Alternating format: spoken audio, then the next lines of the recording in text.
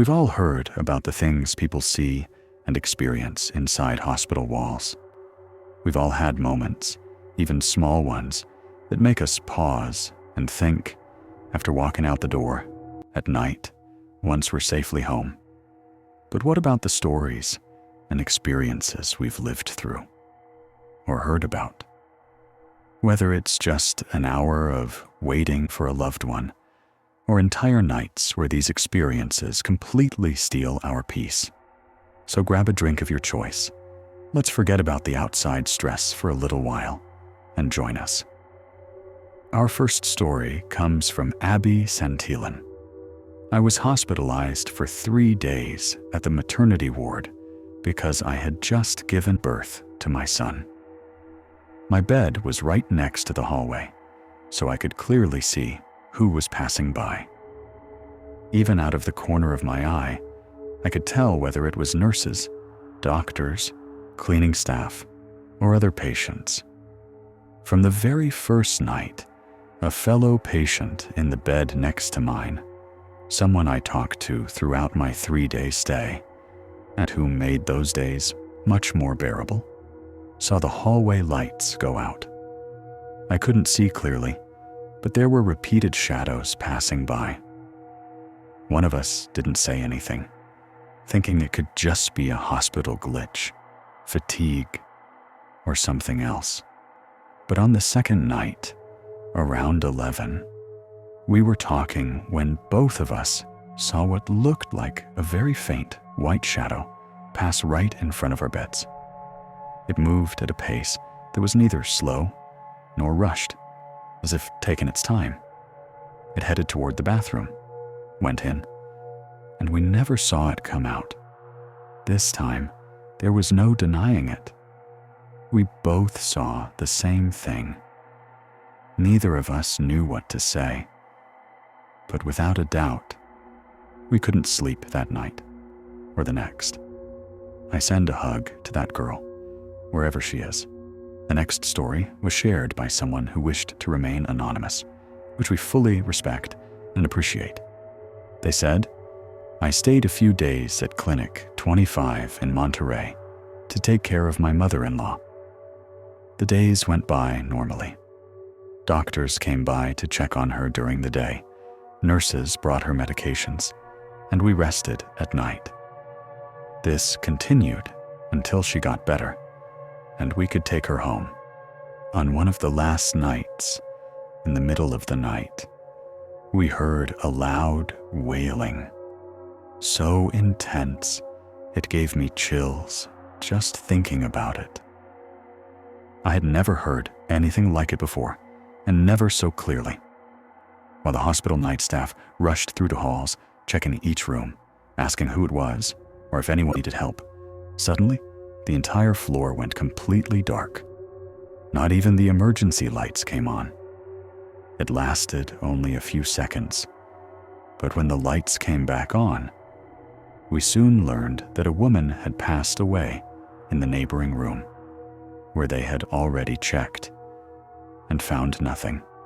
I don't have many details, but in the following nights, we overheard whispers that the same woman, along with other patients, had responded when doctors asked about the noise, meaning that wailing hadn't actually come from that room.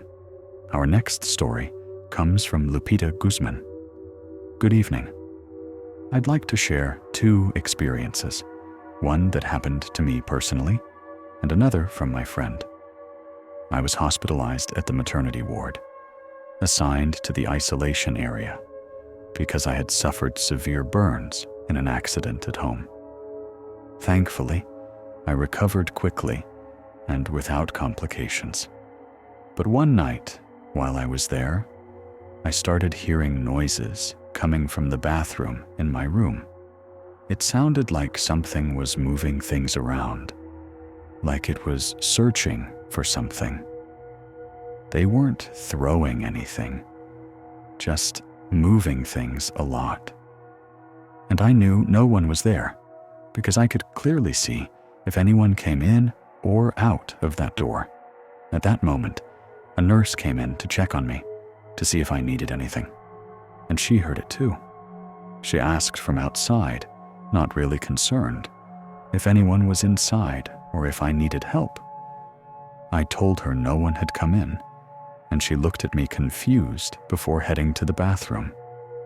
She opened the door and asked several times if it was occupied. The noises didn't stop.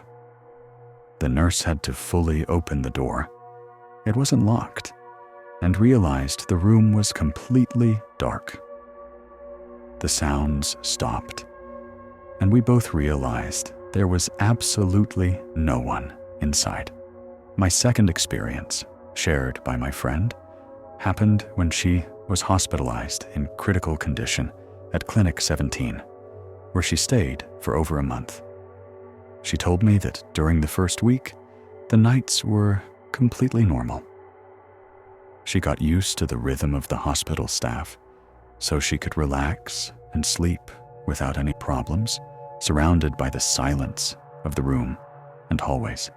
After the first week, without noticing any change in the environment, sounds, or movement, she saw what she describes as an old man. He had deep wrinkles, sunken dark eyes, and very strange clothing, worn and dark, as if it hadn't been washed in a long time. But the figure had the size of a child, about 4 years old. She saw him from the foot of her bed, and not only that, but she remembers his expression, a mocking smile that was anything but comforting, without making a sound. She doesn't remember how the night passed, only that she couldn't move from fear. She says the encounter felt like an eternity, though deep down, she knows it was only a few seconds, enough to remember every detail perfectly.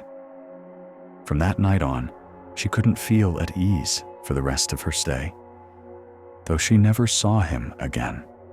I'd like to close this first part with a classic among hospital ghost stories, which also explains why the 7th floor of Clinic 25 in Monterrey, Nuevo León, was closed for several years. Back in the early 1970s, a nurse named Margarita worked at this hospital.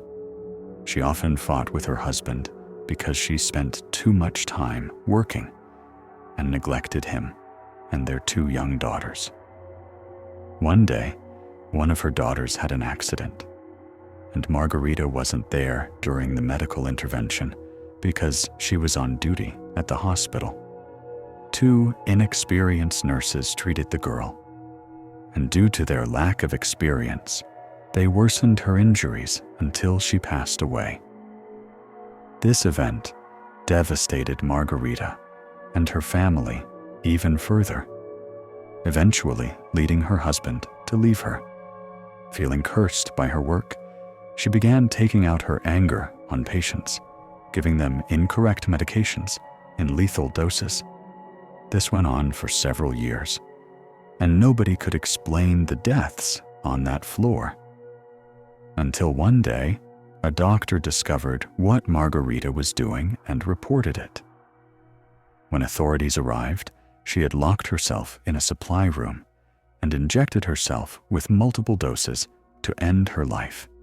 Even after that, unexplained deaths continued, accompanied by sightings of a nurse patients didn't recognize, until the floor was closed under suspicious circumstances. Some witnesses claim the elevator skips the notorious 7th floor, which can only be accessed via stairs blocked to patients and reserved for hospital staff. Thank you so much for staying until the end of this video and these stories. We hope you enjoyed them. Don't forget to like and subscribe if you liked this content. It's a way to keep supporting us, and we hope to see you in the next video. Good night.